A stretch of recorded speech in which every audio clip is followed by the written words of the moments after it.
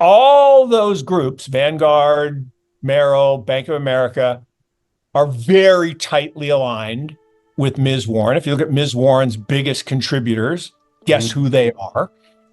I want to live permissionless.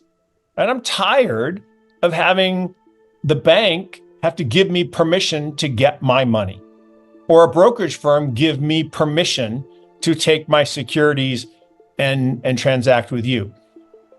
In a permissionless world, banks, brokerage, insurance companies, auditors, accountants, they're less important. And that's why this is so feared.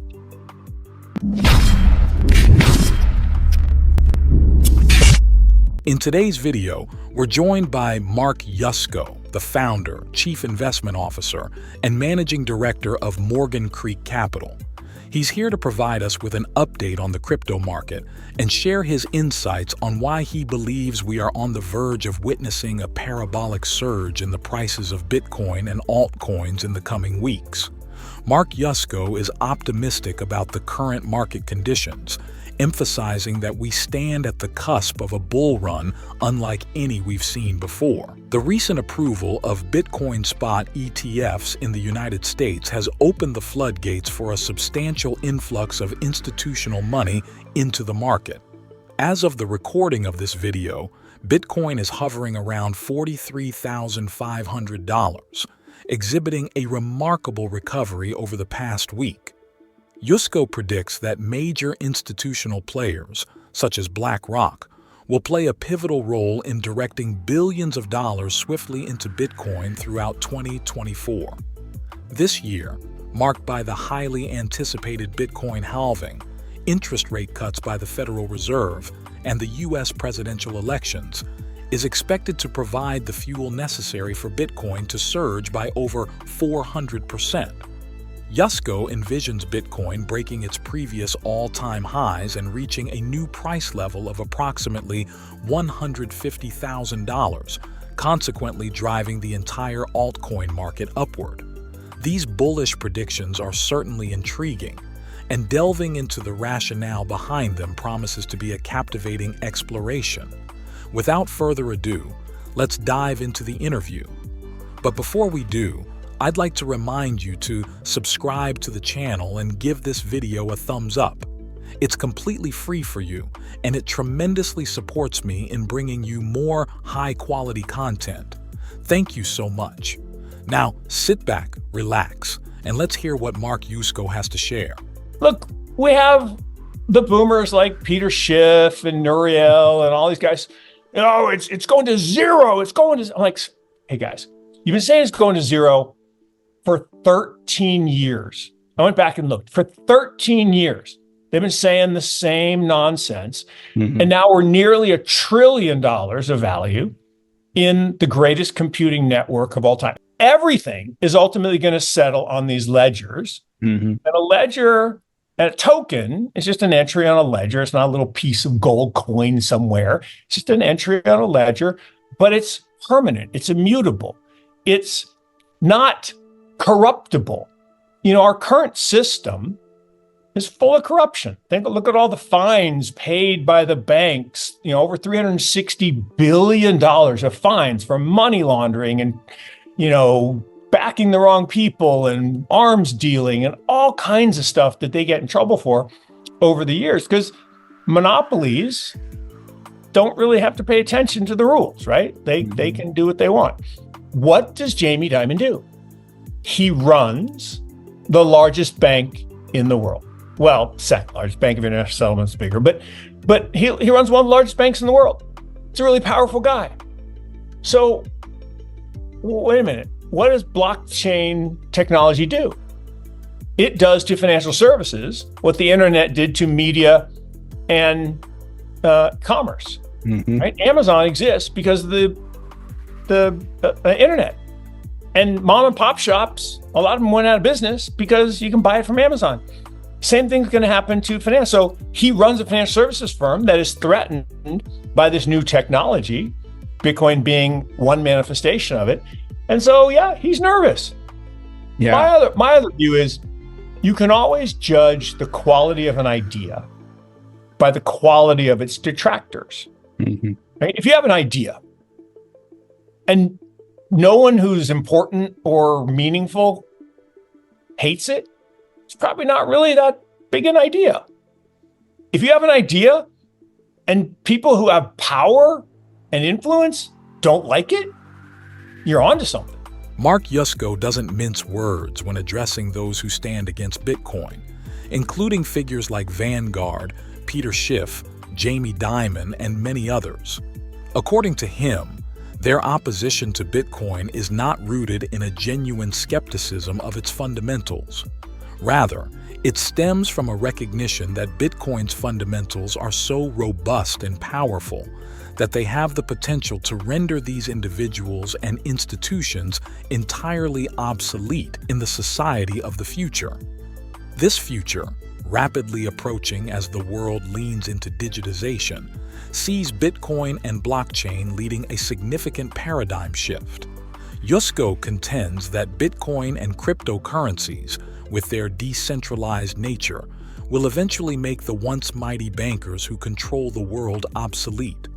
The prospect of losing such influence is undoubtedly unsettling for these individuals. However, as the future unfolds, marked by a relentless push toward digitization, resisting this change becomes increasingly futile. In Yusko's view, these entrenched institutions face a stark choice: adapt or die. The transformative power of Bitcoin and blockchain technology, as heralds of a new era, poses a direct challenge to the traditional financial order. While resistance may be the immediate response, Yusko encourages a forward-looking perspective. Institutions, he suggests, must embrace the evolving landscape or risk becoming casualties of a rapidly changing financial ecosystem. Let's listen further to what Mark Yusko has to say about this inevitable evolution and the imperative for these institutions to either adapt or face obsolescence in the unstoppable march towards a digital future. So when you think about it, Bitcoin is the pure solution, right? It is proof of work. It is, about broad consensus, about this powerful computing platform. And, Jamie said, Satoshi or whatever his name is, Satoshi, Jamie. Satoshi's going to come and he's going to just create a bunch more. He's going to be laughing at you.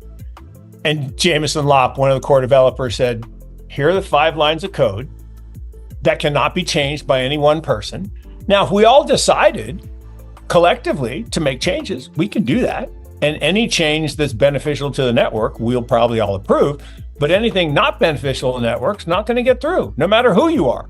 So, because, Satoshi, whoever he, she, they are, he identified as a he once, so probably a he, or maybe a group of he's, actually said, I'm giving up my project. So I'm not in charge anymore. And so what's interesting about all of that is there are these other blockchains that are centralized and different levels of centralization, but they're centralized. And it's not shocking at all that the Bank of International Settlements and World Economic Forum are working with things like XRP and Stellar, because those are centralized. And XRP people are going to hate when I say that, but they are. And that's what they want. They want private blockchains, permission blockchains. And even Ethereum and consensus and its ties to the banking system says to me that it's permissioned.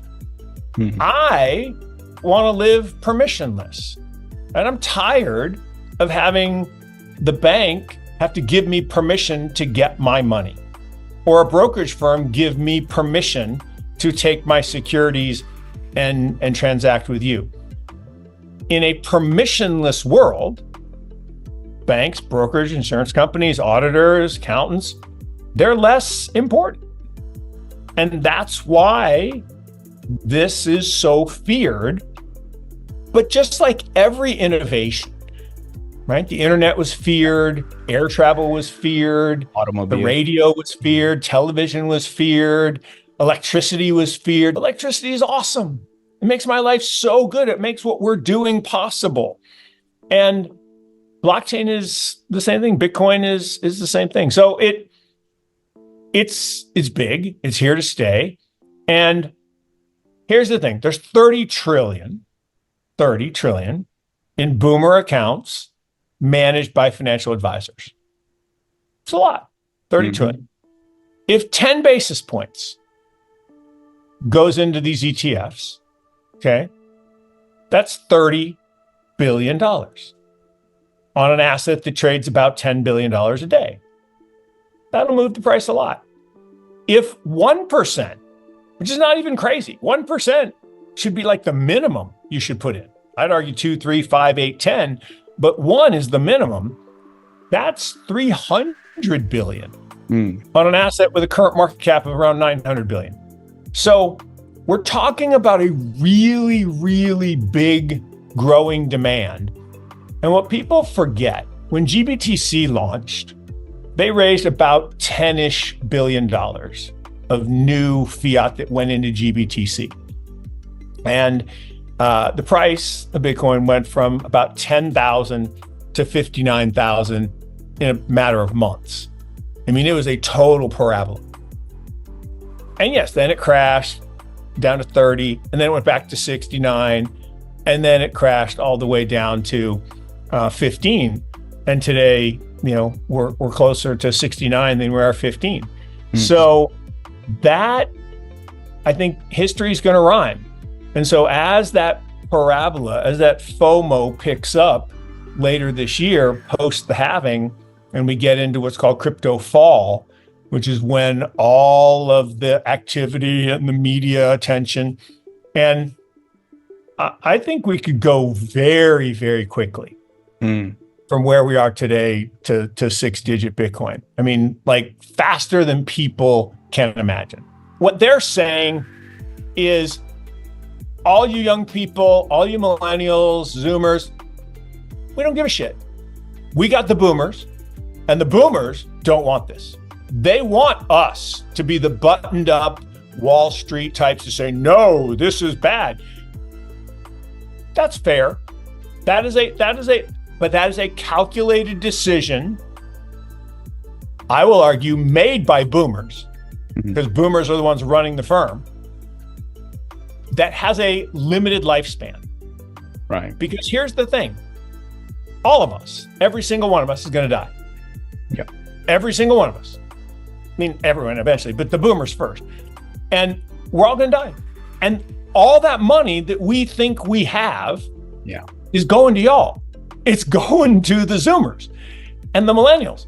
And so if Vanguard and Merrill Lynch and Bank of America and UBS piss off those people, what's going to happen? They're just going to leave. So their mom or dad, their grandpa or aunt is going to bequeath them the money, and they're going to take it out. And I actually see this. I have a family harmony account at UBS. My brother-in-law is a financial advisor, and he took over his dad's book, and all his dad's clients are passing on, right? They're 80s and 90s and some even 100. And the kids come and they take all the money out. He gets about 10% that stay, 90% just leave. And now, by fanning the flames of this digital divide, I just think it's a bad idea. I mean, 29% of millennials own Bitcoin, 4% of boomers. Okay, so with the ETFs, that 4 is going to go to 40, my number, picked out of the air, like 85% of statistics made up on the spot. So, and that 29 eventually is going to be 100. I mean, I say this all the time. Use a prop. I have 3 grandkids, 1, 3, and 5. My youngest is a Gen A. Actually, I think all 3 are actually Gen A, but I always talk about my youngest because she's 1. She'll never have one of these. She will never have a leather wallet. In her whole life, she will not know what paper money is. Right. Not ever. And so she will grow up using digital assets. She will grow up exchanging digital assets, stable coins and Bitcoin and whatever. That's a different world. Absolutely. And so, yeah, you can cling to this big nest egg that you've created for yourself at Vanguard and others, but I just think it's a bad decision, because no matter how much you don't want the future to happen, if you're an incumbent, it's going to happen.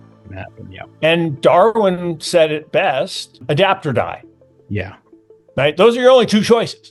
What are your thoughts on all of this? Do you believe in the future of Bitcoin and see it as the foundation for the upcoming global financial system?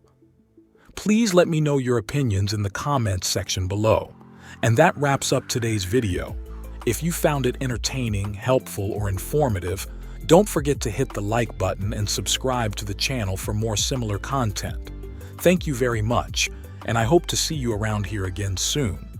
We are Wealth Wizards, wishing you an excellent day. Goodbye.